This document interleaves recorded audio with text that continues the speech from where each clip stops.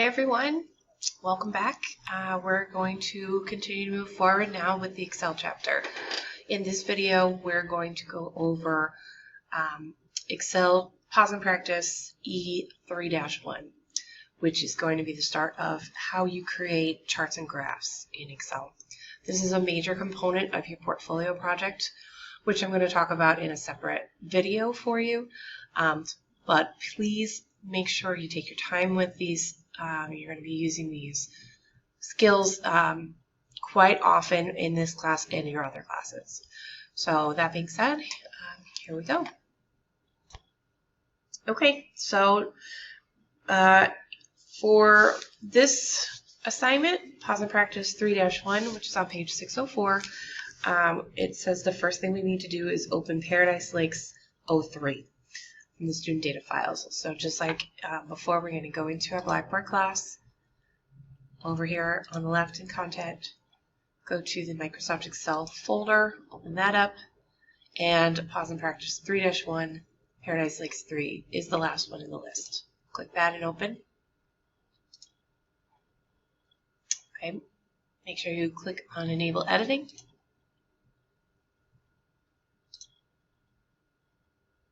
And then the very first thing we're going to do is save it, just like always. Again, just like last time, if your OneDrive is not synced to your home computer or laptop, save it wherever you'll be able to find it, because you're going to upload it to me when we're all done anyway. I'm going to put it in OneDrive. If you have a OneDrive account at home, just make sure you back it up so you don't lose your work.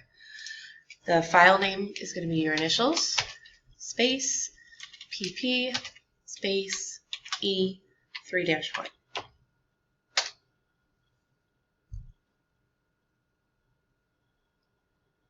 Okay, so here we are. I'm about to start step 2. We're going to select cells A4 through D8 on the Castlake sheet. So there's 2 sheets down here now for this file. We're in the Castlake sheet already. We're going to select A4 through D8.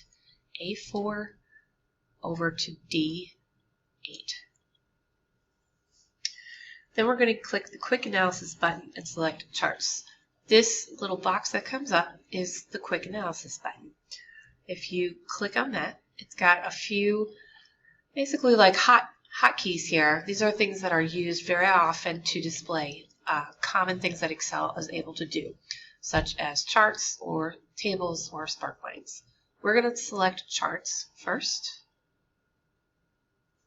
and then we're going to click on Clustered Column, which this is a cluster bar, and this is a cluster column. As far as charts go, they're both considered bar graphs. Columns are vertical. So we're going to pick that one. For step 3, we're going to click the chart object. If it's not already selected, you'll know that it's selected when you see the dots around the outline of it. That's when it's selected. And when it is selected, you get extra chart tools that come up here at the top of your tabs.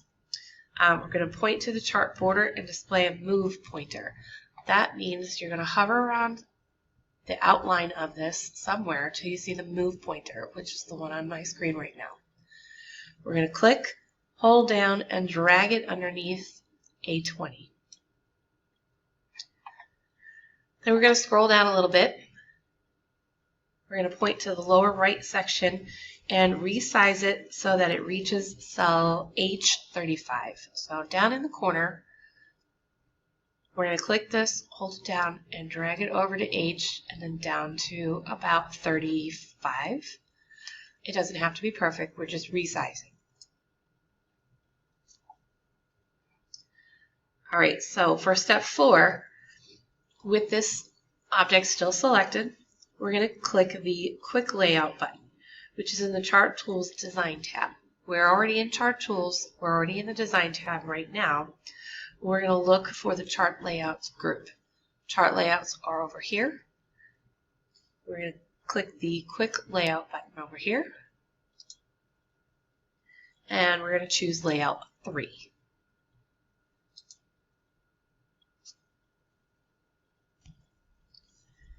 The quick layout is nice because they're basically pre-made templates.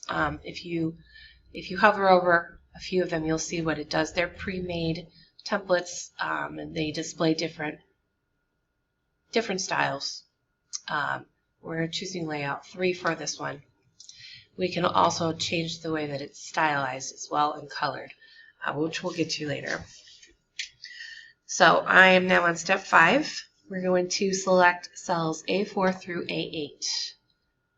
A4 through A8. Press Control and select cells E4 through G8. So when you do this, you got to be careful. Press Control, hold it down now that these are selected.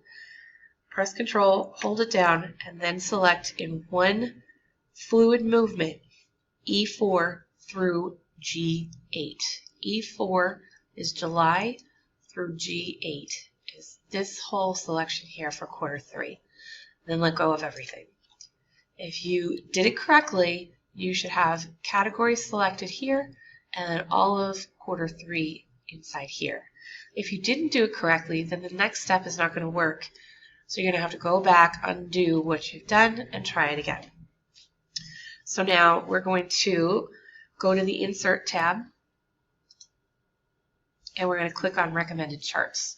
Recommended Charts is here in the middle. Now we're going to select the clustered bar. The clustered bar is the first thing here that defaults. Again, if you don't see this come up, this screen that I'm looking at right now, it's because the selection from the previous step didn't go right. Go back and try it again. So we're going to select the cluster bar, click OK. And a bar graph is going to come up in the middle of the screen here, but we're going to move it to a separate sheet. So next, up here at the top, there's options to move this chart. Rather than drag and drop it in the same sheet, what we're going to do is put it in a separate spot. So we're going to click on Move Chart, and then we're going to click on New Sheet, which allows us to name the sheet, and we're going to call it Quarter 3, spelled QTR 3.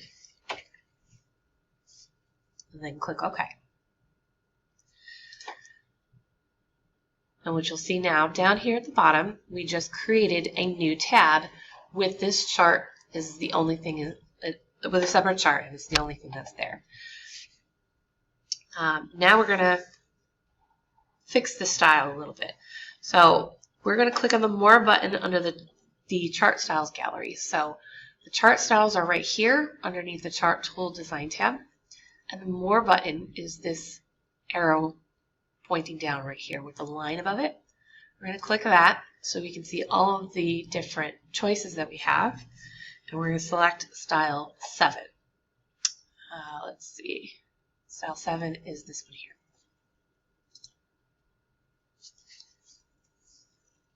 Next, we're going to go to the File tab and open up the Backstage view. Now, what they're telling us to do right now, you don't need to do. We're not going to actually print it, but I'm going to show you on the screen what this looks like. So we're going to choose Print.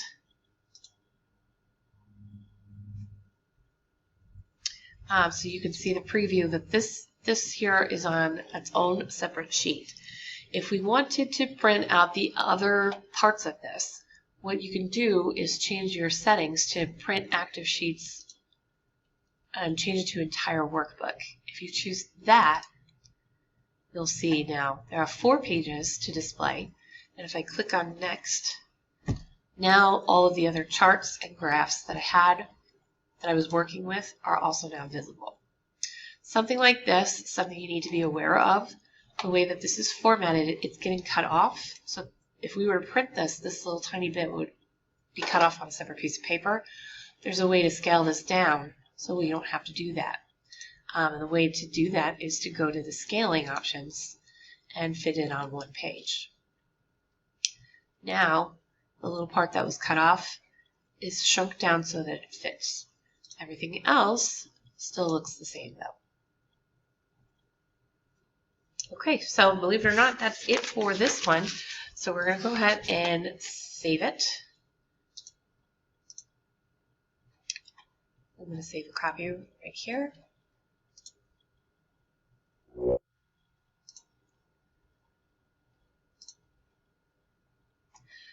And then you can just leave this one open and go to the next video because we're going to continue on with Pause and Practice E3-2 next.